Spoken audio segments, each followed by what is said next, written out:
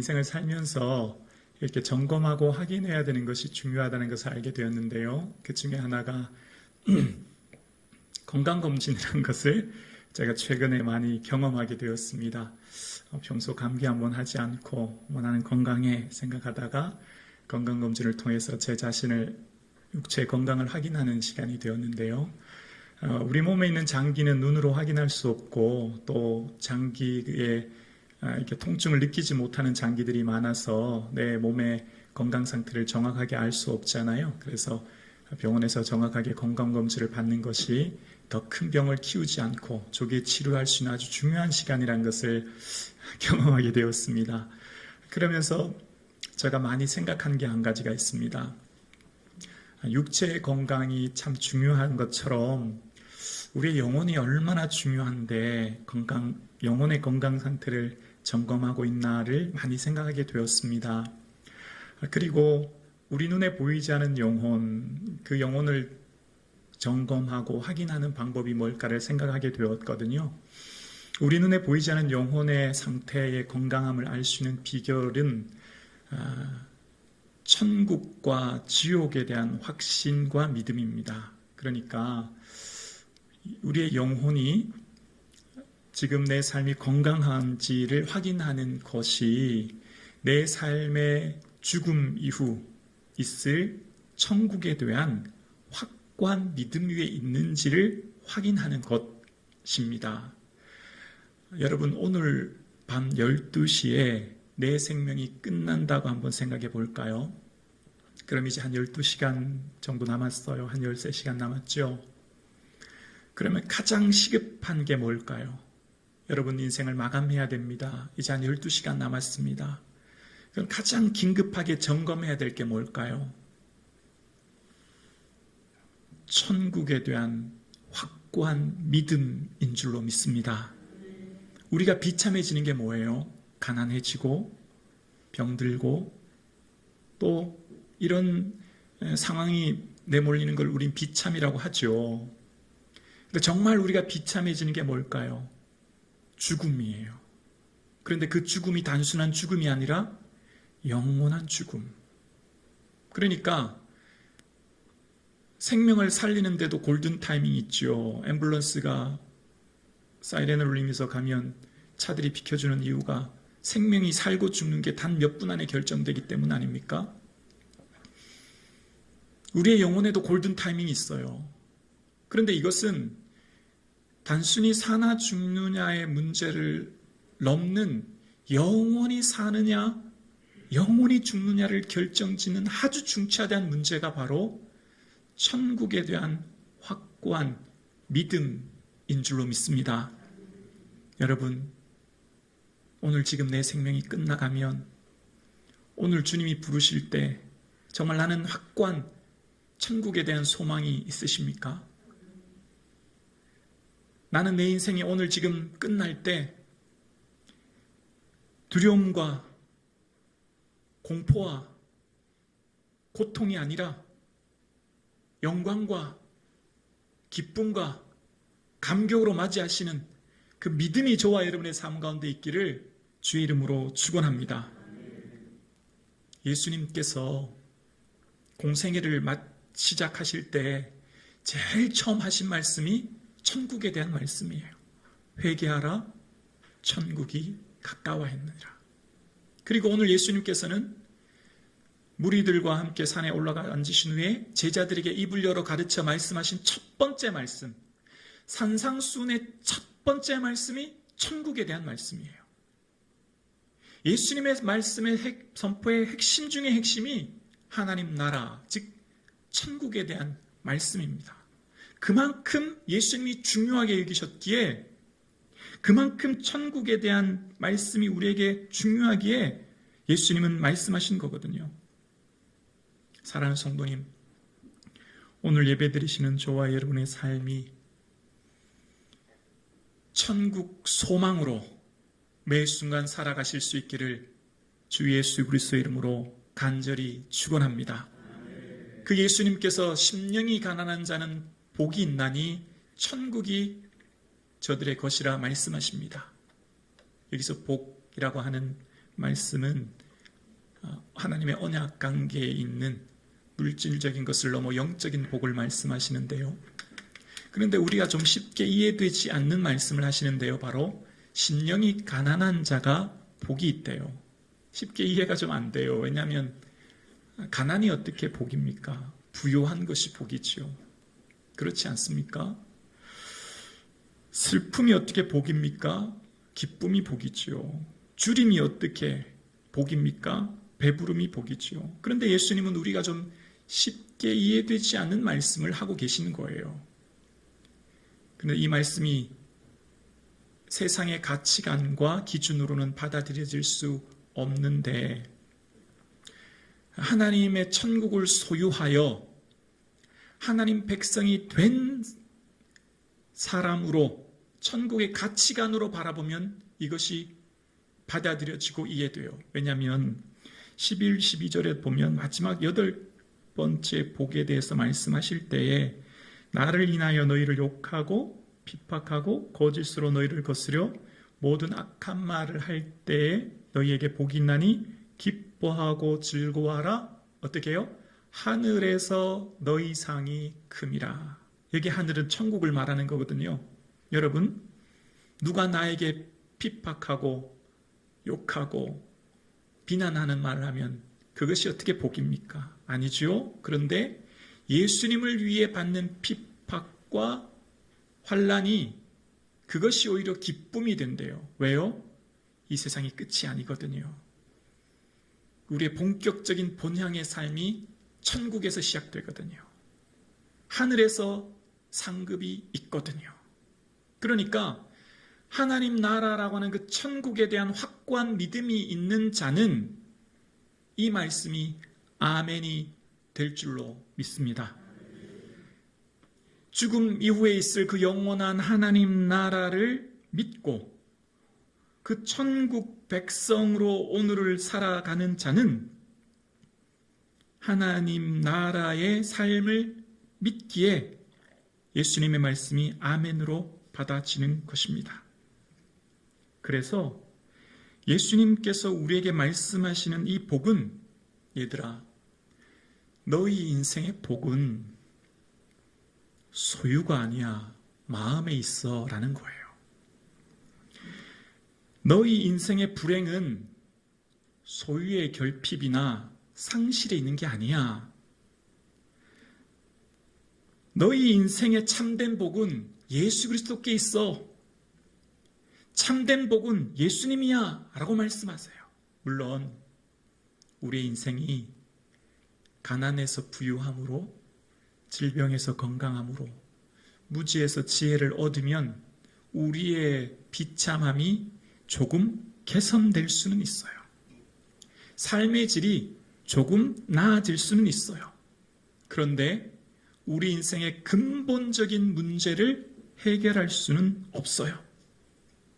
우리 인생의 근본적인 행복은 예수님을 구주로 고백하고 예수님과 함께 올바른 교제를 하며 그 교제 속에 주시는 은혜를 누리는 삶으로, 그것이야말로 진정한 행복임을 말씀하세요. 왜 그럴까요? 소유가 늘어가면 더 큰 소유, 지위가 올라가면 더 높은 지위, 우리 안에는 밑 빠진 항아리처럼 욕심이라는 게 자리 잡고 있기에 끝이 없거든요. 만족이 없거든요.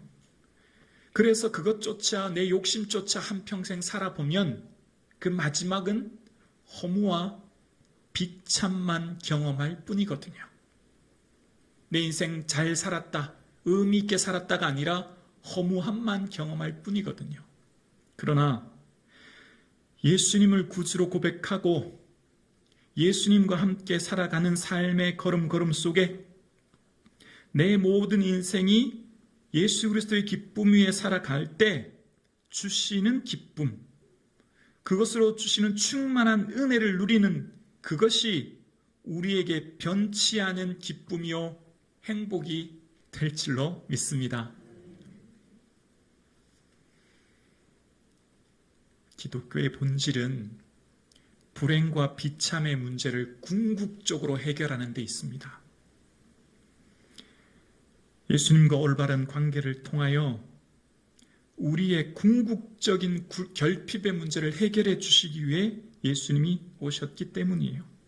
그래서 심령이 가난한 자가 복이 있다는 것입니다. 마음인데요. 마음은 하나님과 우리와 관계 맺는 아주 중요한 자리입니다. 우리 인생의 삶을 결정하는 중요한 자리이기도 하고요. 그래서 이 심령이 무엇으로 가득 차 있느냐에 따라 내 삶이 결정되어지죠. 여러분, 우리 마음의 심령의 보좌에 예수님이 주인 되어질 수 있기를 주님의 이름으로 축복합니다. 그래서 심령이 가난한 자는 예수님을 주로 고백하는 자의 삶을 살아가게 되거든요. 여러분 마음에 무엇을 담고 계신가요? 새해 여러분이 가장 바라고 원하는 것이 무엇인지요? 우리의 심령 주의 것이니 주님의 영상 만드소서. 주인도 따라 살아갈 동안 사랑과 충성을 바치오리다. 내 심령이 예수 그리스도의 것 되게 하셔서 내 심령의 보좌에 예수 그리스도를 모시고 사는 그런 삶 되어질 수 있기를 주의 이름으로 축원합니다. 그래서 여기서 가난이라는 단어는요, 부토코스라는 단어는요, 가진 것이 없는 상태, 비참한 상태예요. 오늘 우리로 말하면 파산 선고받은 상태예요. 파산 선고받아서 집에 빨간색 압력딱지가 다 붙어 있어서 어린 자녀들 아내와 함께 겨우 옷가지만 몇 가지 가지고 추운 겨울 길가로 나올 수밖에 없는, 어디 하나 갈 곳 없고 의지할 곳 없는 상태. 어떤 누구에게도 도움받을 수 없는, 그래서 이 가난이라는 단어는 움츠리다는 단어에서 파생되었습니다. 가난하면 움츠려질 수밖에 없지요. 고독하고 외롭고 극심한 한계의 상황 가운데 가난은 관계의 단절을 또한 낳거든요. 모든 사람부터 관계가 단절되기 시작하거든요. 그런데 주님은 이것이 복이래요. 여기에 기독교의 진수가 담겨져 있습니다. 심령이 가난한 자는 하나님을 필요로 하는 자들입니다. 하나님만 의지하는 자들. 그래서 구약으로부터 신약에 이르기까지 등장하는 가난한 자들은 겸비하여 하나님만 절대적으로 의지하는 자들입니다. 오직 자신의 모든 삶은 하나님 없이는 살 수 없음을 고백하는 사람들이 가난한 사람들이에요. 하나님 앞에 자신은 가련하고 빈곤하여 처참하여 주의 도움 없이는 살 수 없다고 고백하는 자들이 가난한 자들이고, 특별히 신구약의 흐름에 중요한 하나님의 공의는 가난한 자들의 억울함, 가난한 자들의 원통함을 외면하지 않으시고, 그 가난한 자들이 눈물로 울부짖을 때 하나님은 심판하시는 하나님을 보게 되어집니다. 심령이 가난한 자 되어 오직 예수님만이 나의 도움이심을 고백할 수 있는 저와 여러분 되실 수 있기를 주의 이름으로 축원합니다. 예수님, 나는 파산 상태입니다. 나는 아무것도 아닙니다. 나를 도와줄 이 아무도 없습니다. 예수님밖에 없습니다. 그 고백이 저와 여러분의 삶 가운데 있기를 주의 이름으로 축원합니다.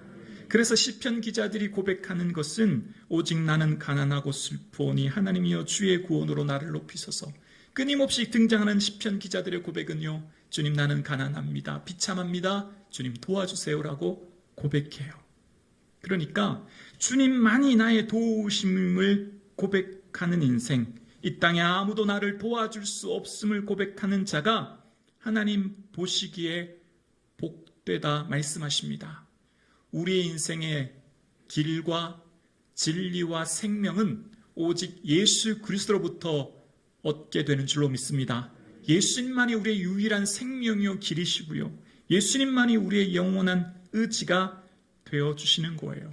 그래서 심령이, 마음이 가난한 자들은 자기 자신의 모든 것을 비워 하나님 것으로 채워갑니다. 그래서 오늘 1절의 말씀이 완전히 비어진 상태가 될 때야 비로소 그 다음 복들이 채워지기 시작하는 거예요.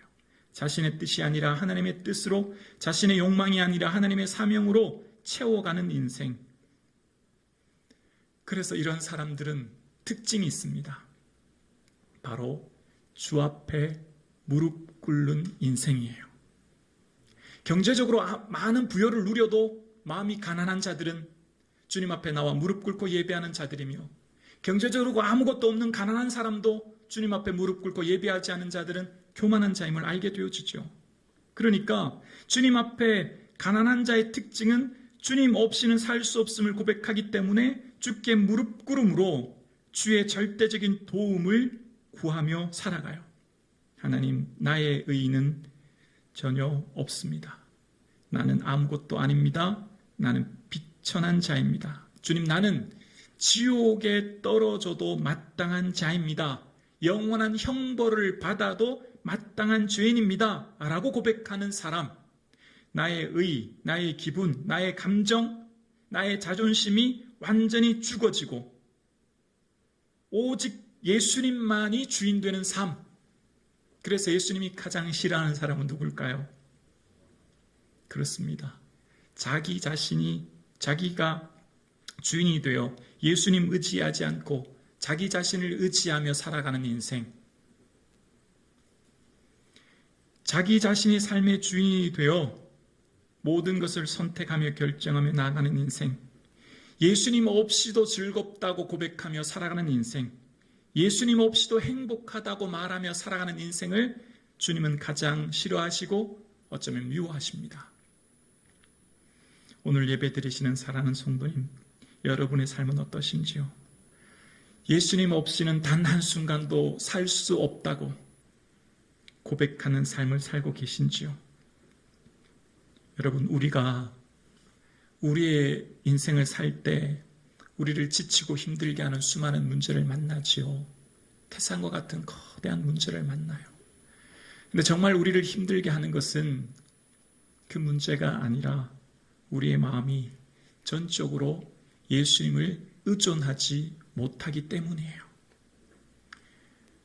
어떠한 문제와 고난이 몰려와도 그 마음의 중심이 예수님께로 향하고 전적으로 예수님만 의지하는 자에게 주님은 은혜를 부어주시는 줄로 믿습니다.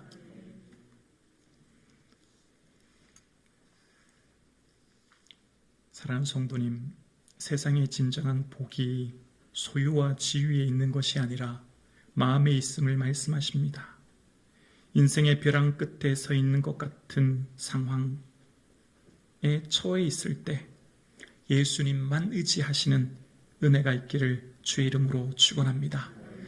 심령이 가난한 자는 복이 있나니 천국이 그들의 것이라 라고 현재형으로 말씀하고 계세요. 이미 천국이 임했다는 거예요.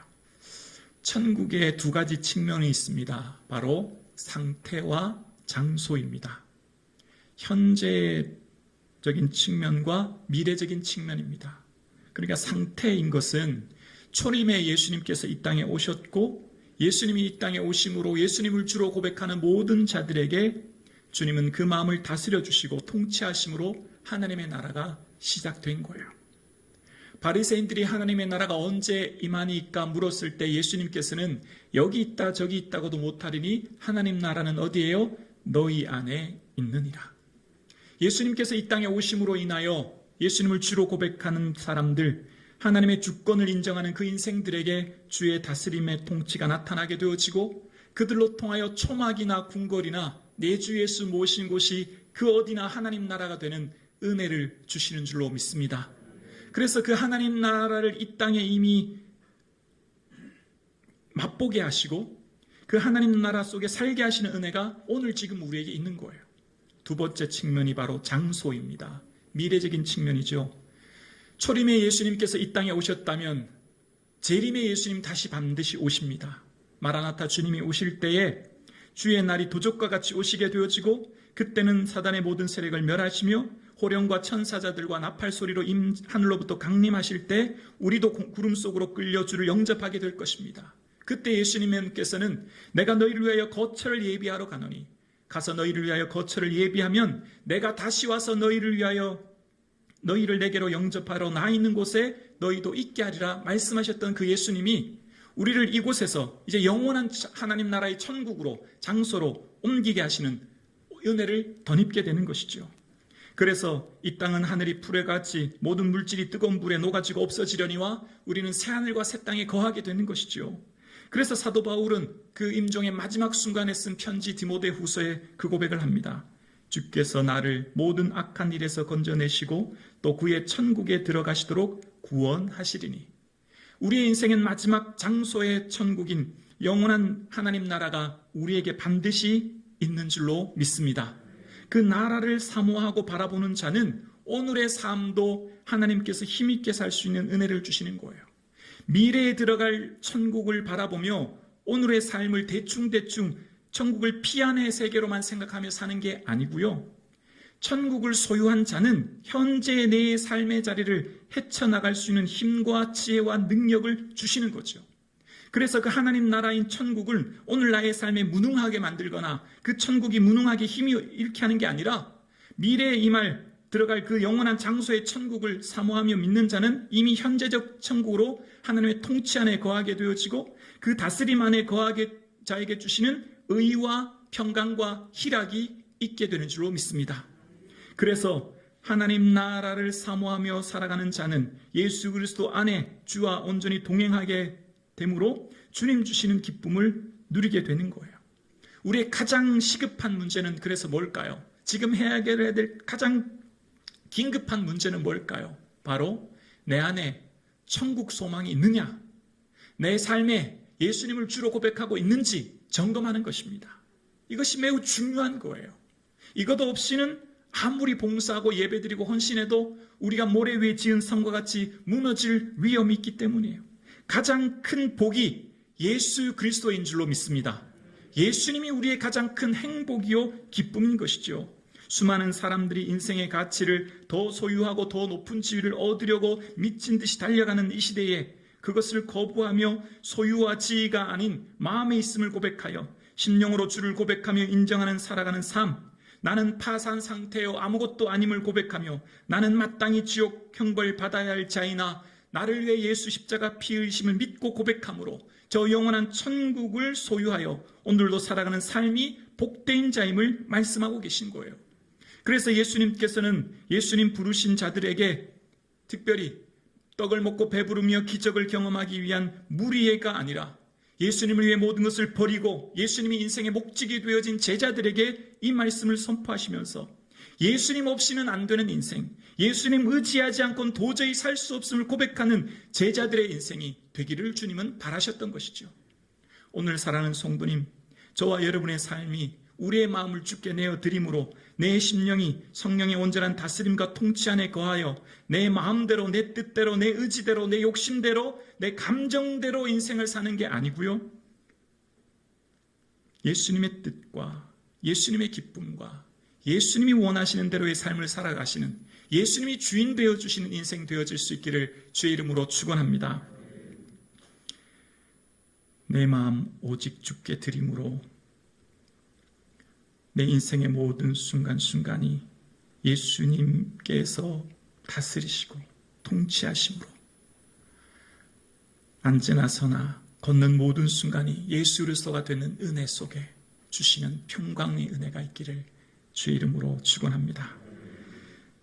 나는 가난한 자이기에 인생의 벼랑 끝에 서 있음을 고백하며 어머니 없이 잠시도 살 수 없는 젖먹이 어린 아이처럼 간절함과 절박함으로 예수님만 의존하며 사는, 그리하여 예수님과 동행하시는 2월 되시기를 주의 이름으로 축원합니다.